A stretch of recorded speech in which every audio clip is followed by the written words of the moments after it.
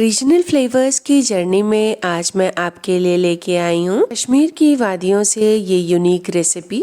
देखने में ये रेसिपी भले ही नॉनवेज को पीछे छोड़ दे, पर है ये एक प्योर वेज रेसिपी। और सबसे बड़ी बात कि इसे आप व्रत में भी बना सकते हैं। नमस्ते, रीजनल फ्लेवर्स में आपका स्वागत है। अगर आप चैनल पे नए हैं तो चैनल को सब्सक्राइब कीजिए और बेल आइकन दबाना बिल्कुल मत भूलिए। चलिए ये कश्मीरी लाल पनीर बनाना शुरू करते हैं। इसको बनाने के लिए हम सबसे पहले लेंगे 300 ग्राम पनीर और इन्हें पहले हम ऐसे बड़े बड़े टुकड़ों में काटेंगे और फिर इन्हें बीच से पतला करके काट लेंगे।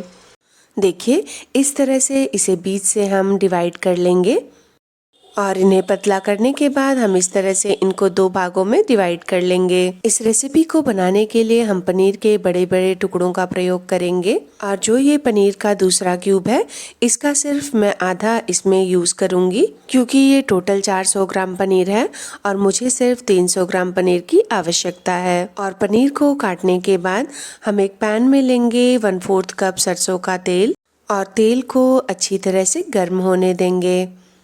सरसों के तेल को हमें तब तक गर्म करना है जब तक इसमें से धुआं ना निकलने लगे और इसका रंग थोड़ा हल्का ना पड़ जाए। इसे गर्म करने के बाद हम इसमें पनीर के टुकड़े डाल देंगे। पनीर के टुकड़ों को बहुत ही सावधानी से डालें, क्योंकि इसे शूट करने के लिए मैंने स्टैंड भी बीच में लगा रखा है, इसलिए इसे डालने में मुझे थोड़ी सी दिक्कत आ रही है। आपके पैन में जितनी स्पेस हो उसी के हिसाब से एक बार में पनीर के टुकड़े डालें। पनीर के टुकड़ों को हम मध्यम आंच पर फ्राई कर लेंगे और इन्हें हम तब तक फ्राई करेंगे जब तक ये जगह जगह से हल्के ब्राउन न दिखने लगें। हमें इन्हें जलाना नहीं है, बस इसकी टेक्सचर के लिए हमें इसे थोड़ा ब्राउन सेकना है। और ये देखिए ये वाला पनीर का टुकड़ा अब हो चुका है। जब पनीर इतना फ्राई हो जाए तब हम इसे पैन से निकाल लेंगे और एक पानी की बोल में डाल देंगे। और अब हमने सारे पनीर तल लिए हैं और पानी में डालने से ये सॉफ्ट बने रहते हैं। मैंने एक पैन में आधी हरी मिर्च और 2 मध्यम आकार के टमाटर को पहले ही उबाल कर रख लिया था, क्योंकि इसे मैं अब उबालती तो इसे ठंडा करने में मुझे टाइम लगता और रेसिपी को बनाने में और देर होती। टमाटरों को मैंने काट कर देख लिया है कि ये अंदर से खराब तो नहीं है और अब मैं इन्हें ग्राइंडिंग जार में ट्रांसफ़र कर दूंगी और इन्हें बारीक पीस लूंगी। टमाटर को उबालकर प्रयोग करने से इसकी खटास कम हो जाती है और ग्रेवी खट्टी खट्टी नहीं लगती। और ये देखिए अब मैंने टमाटर और मिर्च को पीस लिया है। जो सरसों का तेल पनीर को तलने के बाद बचा था उसे मैंने इस कढ़ाई में ट्रांसफ़र कर लिया है और इसे मध्यम आंच पर गर्म करके इसमें डालेंगे 1/4 टेबलस्पून हींग, 1/2 टेबलस्पून जीरा, 2 लौंग, 2 छोटे छोटे दालचीनी के टुकड़े, 1 बड़ी इलायची और 2 छोटी इलायची।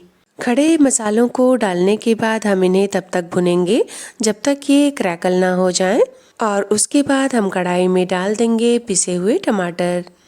जो जार में टमाटर लगा रह गया है उसमें थोड़ा सा पानी डालकर उसे भी कढ़ाई में डाल देंगे। उसके बाद हम इसमें डालेंगे 1.5 टेबलस्पून कश्मीरी लाल मिर्च। इसको हम टमाटर की प्यूरी के साथ मिला लेंगे और ये सारी कुकिंग हम मध्यम आंच पर करेंगे। और टमाटर के साथ मिलाने के बाद हम इसमें डाल देंगे स्वादानुसार नमक। नमक डालने से टमाटर जल्दी पकता है, इसलिए मैंने इसमें नमक डाल दिया है। अब इन मसालों को हम तब तक भुनेंगे जब तक ये किनारों पर तेल न छोड़ दें। जैसा कि आप देख सकते हैं अब इसका रंग थोड़ा गहरा होने लगा है और इसमें से तेल रिलीज होने लगा है। अब हम इसमें डालेंगे 1 से 1.5 चम्मच सौंफ पाउडर और 1/4 टेबलस्पून सौंठ पाउडर और डालेंगे 1 मुट्ठी कसूरी मेथी। सूखे मसालों को भी हम इसके साथ मिला लेंगे और इसे भून लेंगे। इन्हें हम दोबारा तब तक भुनेंगे जब तक ये तेल रिलीज न करने लगे। और जब तक मैं मसालों को भून रही हूँ आप चैनल को सब्सक्राइब कर लीजिए, क्योंकि कभी कभी हम वीडियोस को देखने में इतना खो जाते हैं कि हम सब्सक्राइब करना भूल जाते हैं। अब मसाले भुन चुके हैं। अब मैं इसमें डाल दूंगी 1.5 गिलास पानी। इसमें पानी डालने के लिए मैंने 200 ml वाली ग्लास का प्रयोग किया है।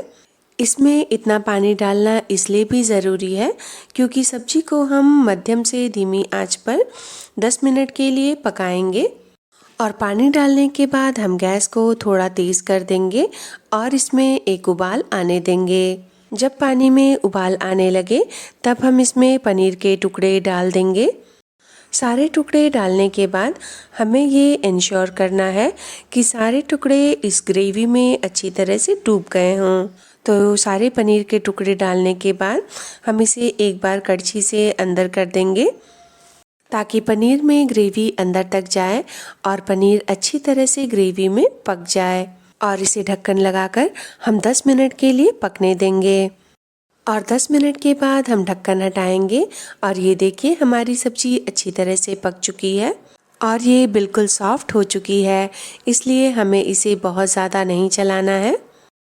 अब हमें गैस को बंद कर देना है और इसे ढककर 10 मिनट के लिए छोड़ देना है। हमें इस सब्जी को तुरंत सर्व नहीं करना है क्योंकि अगर आप तुरंत इसे सर्व करेंगे तो इसका ना वो रंग आएगा और ना ही ग्रेवी गाढ़ी होगी, इसलिए आप इसे 10 मिनट ढककर छोड़ दीजिए।